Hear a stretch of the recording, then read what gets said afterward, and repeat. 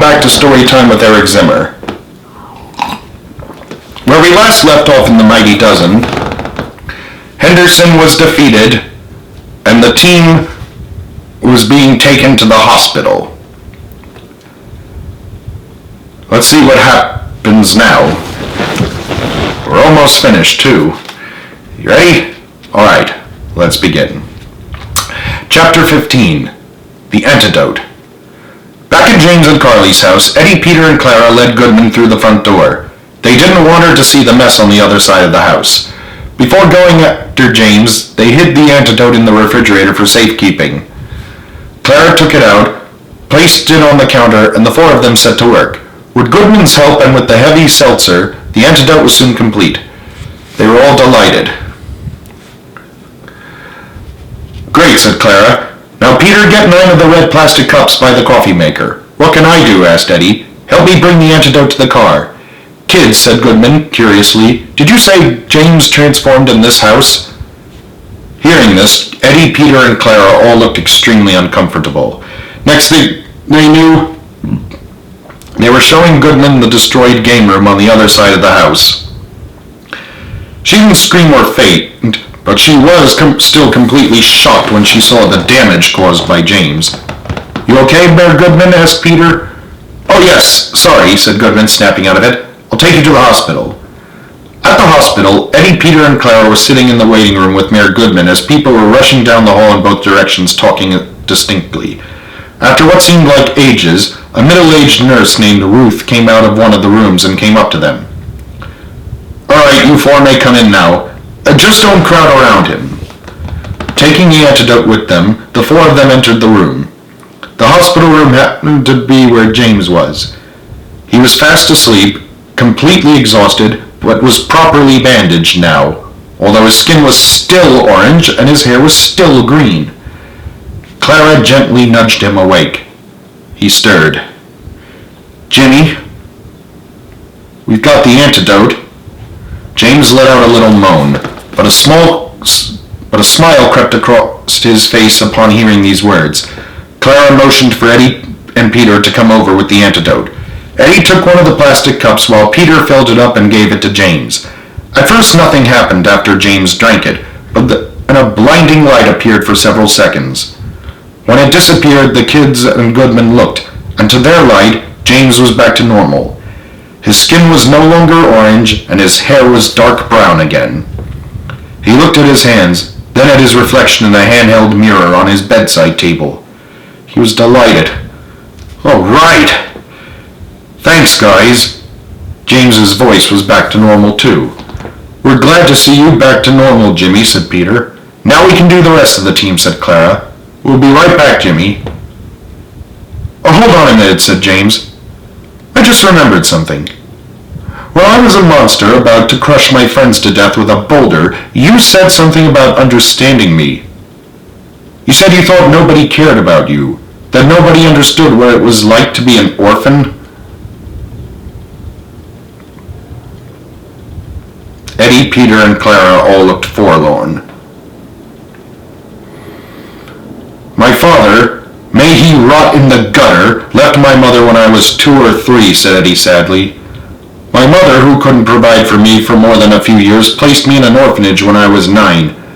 From what I've heard, she died 6 months ago." "We met Eddie before he went to the orphanage," said Clara. "In fact, we met him around the time we went to Camp Pyramid Lake. Said Clara. "We all grew up in Reno." "I think he gets the idea, Clara," said Peter impatiently. "Anyways, our parents died in a car crash 2 years ago, and we ended up in the same orphanage as Eddie. We hated it there. The matron was a real witch, and we weren't going to wait until our 18th birthdays to get out of there. Which is why we packed up our stuff and ran away when the matron wasn't looking," said Clara. "We heard you and Catherine were living temporarily in Reno, and we thought maybe if you forgave us for the incident at the camp, that we could live with you guys. And move back to Burbank with you," said Eddie. "I've always wanted to live in California." James was touched. "Guys," he said quietly, "I know what it's like to be an orphan. My father was murdered about 3 months before I was born. and to this day nobody knows who did it. Except that it was some crazy psychopath. And as for my mother, she died in a car crash as well when I was 8 years old. I won't go into details about it now as it's too painful to recall. You're an orphan, Eddie? Eddie was surprised. Yes. Also, how did you find out about the meteor? We saw it on the morning newspaper the day you went to investigate, said Clara.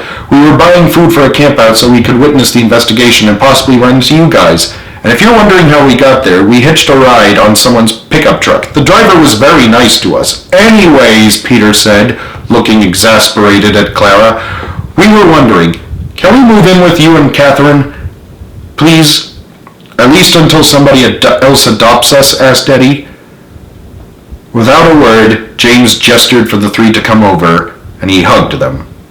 After everything you've done for me and my friends, he said, you can come and live with me and Carly. That's her nickname, mind you. And as for living with us in California, I'll see if my Uncle Henry and Aunt Betty will let you stay with them. They raised me after my mother died. The kids cheered. And as soon as we're all out of the hospital, James went on, I'm going to give you three an extra special surprise. Would you like that? Yes, they agreed in unison.